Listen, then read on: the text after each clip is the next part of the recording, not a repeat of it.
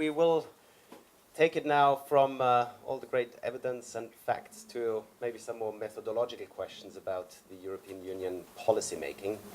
I guess in Brussels we are somewhat in a paradise for evidence-based policy making compared to national policy making, which is much more political. So as the Coalition for Energy Savings, we definitely fill this space, and we feel very comfortable in working on with these facts, these figures, what is provided by the Fraunhofer Institute, by the IEA and many other consultants. But I think it is about translating that really into the better regulation agenda, into the whole question of impact assessments where not everything is going right at the moment. So what I'm going to present to you is findings from work we have been doing with Ecofis, the research consultancy. Somebody mentioned already not published yet, that's true, but it will come soon. So you're going to be also the test audience now, and looking very much forward to your questions and comments on that. Who we are, the Coalition for Energy Savings brings together a broad alliance of stakeholders, businesses, civil society, trade union, workers there, as well as local governments, really cutting across the different spectrum of the energy efficiency value chain and its multiple benefits. And we are now working together over 6 years, really leading the battle for placing energy efficiency at the top of the energy and economic policy making in Europe. Now, why does the impact assessment methodology and all the work around modeling really matter? That is because when you look at the different institutions, what they've put up as their ambition level for 2030 is a huge range. We have the European Council, who said at least 27% for 2030 in terms of energy efficiency.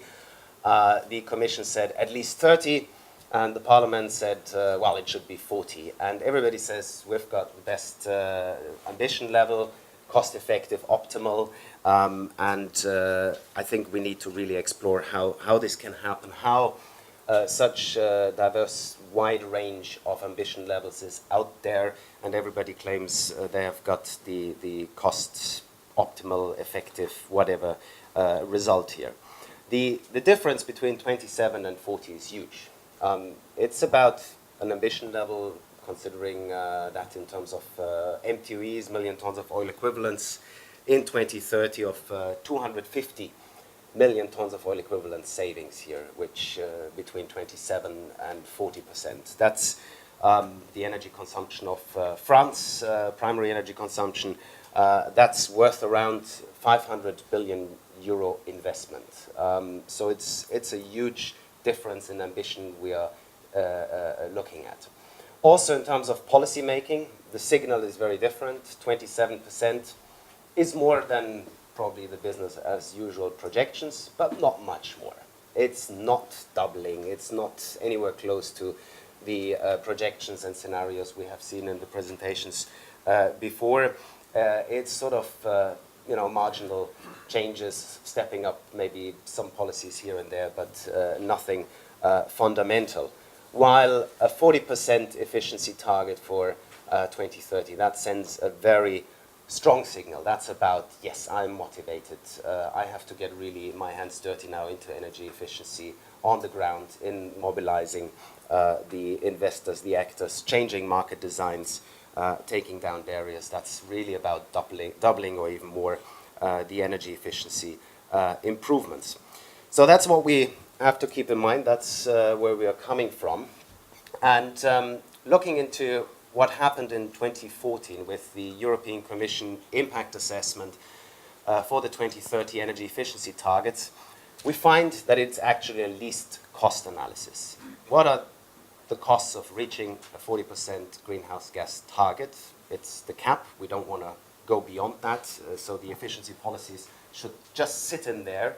And though big changes in policy, designs and market designs, the barriers are maintained.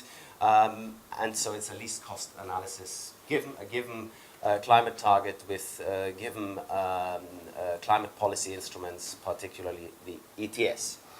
That's also not just a least cost analysis, but it is based on a private perspective. So looking at the private interest in that, that's private interest rates, which represent then the approach to costing the investments into energy efficiency, which naturally are short-term and give a completely different picture than when you would look at this from a societal perspective. Private interest rates is the same as private discount rates. A lot has been said and done already about discount rates, and we are building on that. Discount rates is the term used by the Commission's energy system model, primes.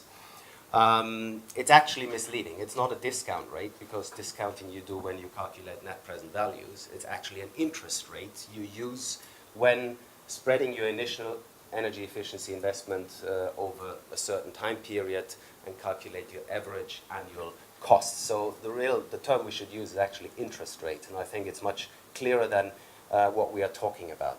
Now, the discussion around discount rates, the analysis, the research done by several organizations also here in the room have shown that they are much too high. They're ignoring already policy impacts, taking down barriers, and that the Commission should reduce them. We're hearing news that they are reduced for the ongoing modeling work this year, from for households 17.5% to maybe 10%. In terms of households, probably also transport. But that is still a private interest rate. That's the private interest perspective you would have when you do a certain investment. That's still something else than public policy making and recognizing the role of public policymakers in actually changing market designs and changing, therefore, also the private interest perspective. So what we can conclude from that analysis of the methodology the Commission is applying in its impact assessments is that it's partial and it's not sufficient for public policy making and not in line with the objectives and principles put out in the Energy Union, which gives energy efficiency a priority place. It's one of the pillars of the Energy Union, and for the energy efficiency first principle, which Commissioners Cañete and Šefčovič and other politicians are raising as their principle, as making sure that in whatever they do, whatever they are planning in terms of investments and energy policies, that first they have to and should look at energy efficiency and the savings potential. And of course, it's about, and I mentioned that already, better regulation policy. This Commission took this at a quite high level, coming out with a big package, better regulation package, including interinstitutional agreements to make sure also the other institutions, the Parliament and the Council, do follow evidence-based policy making, transparency, etc. And in this better regulation package, you find guidelines for how to do impact assessments. And they are quite specific and clear about what you should best do in terms of assessing the impacts of public policy making. And from that, we can conclude that in the case of energy efficiency 2030 targets and policies, one should take a societal perspective and one should apply a cost-benefit analysis, given that there's a quite wide range of data available in different models, and that it's about really the appraisal phase. It's not yet about the detailed design of policies and what's then maybe least cost, but it's really talking about what's actually the ambition level, are we really motivated, how far are we motivated to do energy efficiency.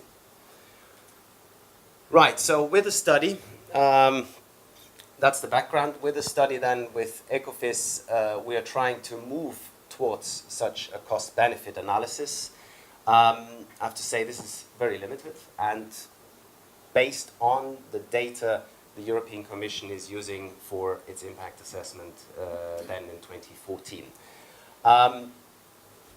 What is happening there is we simply take the available data and apply a societal perspective, a societal interest rate instead of a private interest rate, with the same numbers on the energy efficiency, direct investments, and capital costs. And here you are. That's the result when you do that. You have, first of all, here the different annualized cost and benefits compared to the reference scenario, which is the greenhouse gas 40 scenario in billion euro per year in average. These are the different scenarios: 25% energy efficiency compared to the Prime's 2007 baseline. That's the reference. That's what you need, 25% energy efficiency at least, in order to get to 40% greenhouse gas reduction, giving a 27% renewable share. So that is the original curve from the impact assessment 2014 under a private perspective, including the upfront investment and capital costs for energy efficiency. So that's this red curve, steep curve. What happens now if you apply a societal perspective represented by an interest rate of 4%? You drop that curve here to this level, so much lower. And in addition, we found out that the assumptions taken by the Prime's modeling about the lifetime of investments is maybe on the lower end. It's about 15, 20 years, which is assumed technical lifetime by the modeling by the European Commission, while we know that for many investments you have lifetimes beyond 30 up to 40 years. So here 20 years is applied and the cost curve would reduce further. Now that is compared to one benefit here, financial benefit, that's the energy bill savings, which is stable because they are not discounted this year. Each year reoccurring saving you have, they are not discounted in primes, nor we have to do any changes here. So you see it's a huge change. Before we had a crossing over point here where we have a zero benefit, zero net benefit in the original model, in the original impact assessment of 27%. That's what then the European Council happily chooses as the target. And that is moved to beyond 35 and even beyond 40% energy efficiency just by changing the perspective from private to a societal perspective. Right. Further to that, we tried to compare with the cost-effective energy efficiency potentials as we have seen them from the Fraunhofer Institute together with other research institutes done for the European Commission, which came to around 40% energy efficiency by 2030 being cost-effective, delivering net benefits for the individual investor. By trying to compare that, we had to look into the different sectors, and there we realized things become very messy. So this is a part which I think requires further work. But what we want to show here is clearly that the whatever color that should be, lila, purple, we have in the impact assessment by the European Commission for the energy efficiency 30 to 40 scenarios, nearly no change in the savings expected in the transport sector, which is quite bizarre, while the Fraunhofer Institute for the high policy intensity and the near economic scenarios assumed a much higher contribution of transport sector in delivering savings. So basically, if the Prime's model has difficulties in building in the cost-effective transport saving potentials, then that is really a modeling problem. It means also that if we would look into that, the Prime's model should achieve much higher energy efficiency scenarios than it does currently. The limits of our work, this is just an example for a cost-benefit analysis. Many more things have to be considered for cost-benefit analysis in terms of impacts, of course. This is just financial energy system impacts.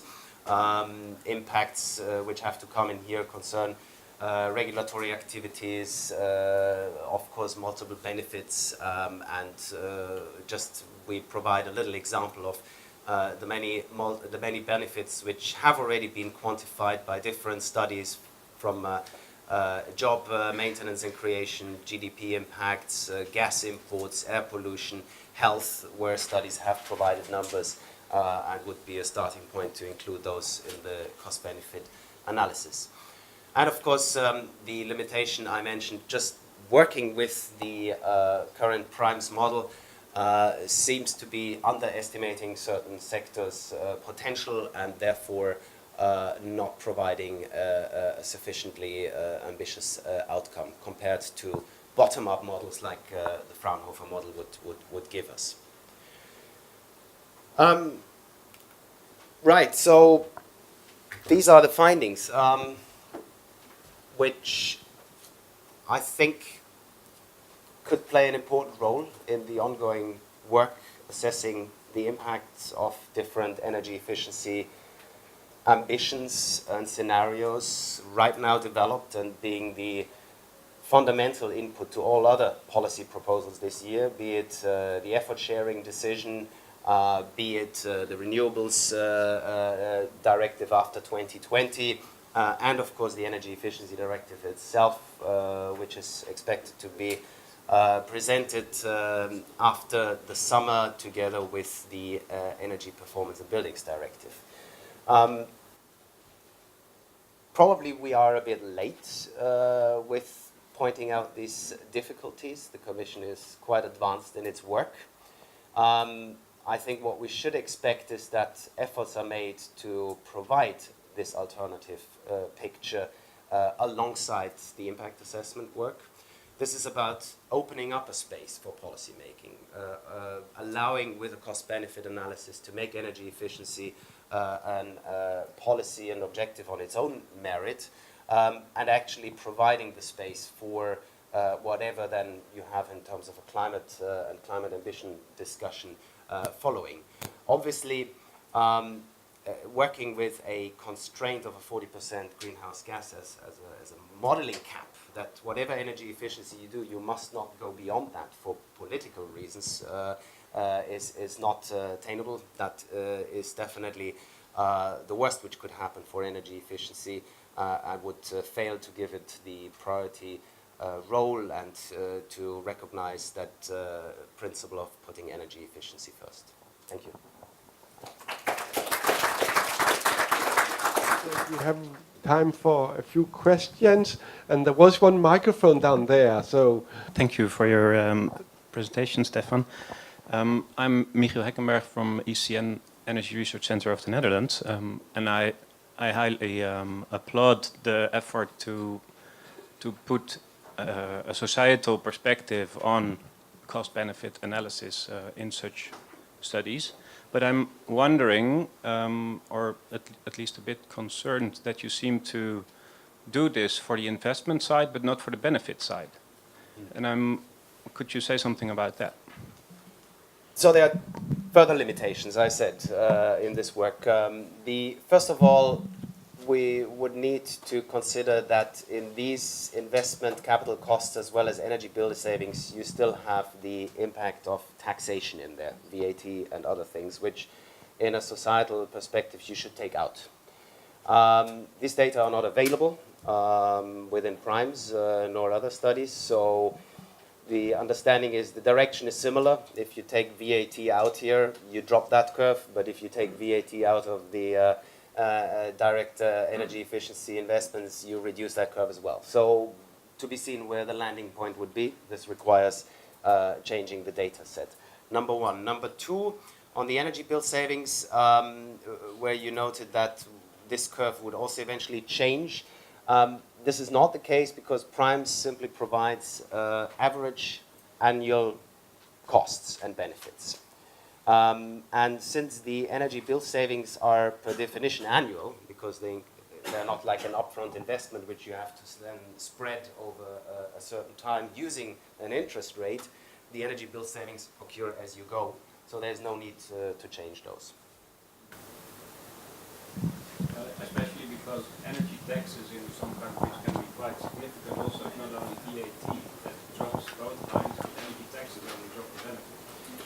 Same with income tax or whatever you have on the, direct investment side. And then a question from Richard. Richard Cowart, Regulatory Assistance Project. A comment first for Stefan, and then a question for Jakob. Stefan, when in your first slide, you use the term least cost analysis. And I think what you really mean is least first cost. Because as the phrase is used in many places, least cost analysis would include net benefits, and your argument is it's only the cost side that's being considered. So I suggest you just change the term. The question for Jakob goes to the statement that you made a couple of times that in order to induce savings in industry over one of your scenarios, you would need a carbon charge of 70 to 75 US dollars or something like that. I didn't quite understand that. One of the reasons I'm saying this is that RAP has done a lot of analysis demonstrating that if we were to strategically invest carbon revenue in assisting end users to reduce their bills or to improve their technology for a lot lower carbon charges, we could accelerate change at end use levels. So I've just wondered about what you were really saying there. Yeah, sorry, I wasn't completely clear then. If it was, I didn't talk about a carbon tax or so. It was just that we divided the cost savings by the total emissions saved to show how much cost do you save per ton of emissions that is saved. So it may be the case that on average it costs you, when you look at the net costs, $40 per ton of CO2 in the energy intensive pathway, and when it's $70 less, then it means that you have a benefit of $30 in the energy efficient pathway. I understand your answer now, I think, and I would simply urge people to think about the strategic ways to use carbon revenue to do even better than that. I understand you already touched upon this, but just as a quick summary, what in your view are the key obstacles to attracting greater investment in energy efficiency? Well, let's start with a big policy question, which is about the outlook 2030 missing. In the EU, definitely, some countries have at least put in place now a 2030 perspective for energy efficiency.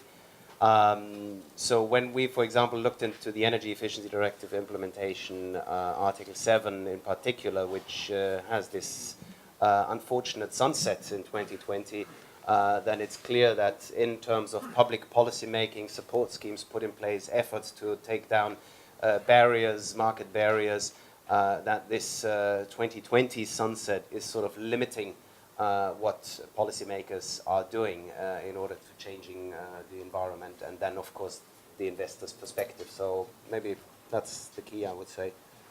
Isabel Vincent from ADEM.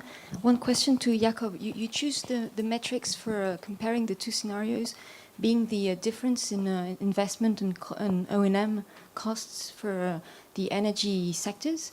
But then wouldn't be the right metric be the impact on the GDP of these two scenarios, taking into account the effect of the trajectory that you're taking on other sectors of the economy, and then seeing whether you get increased growth or not, independent on whether you save only on the energy sector from a rather static perspective. So that was my question to Jakob. And just to Tyler, I was just a question to ask whether he really thinks that we're going to make the half the way through efficiency or also through sufficiency.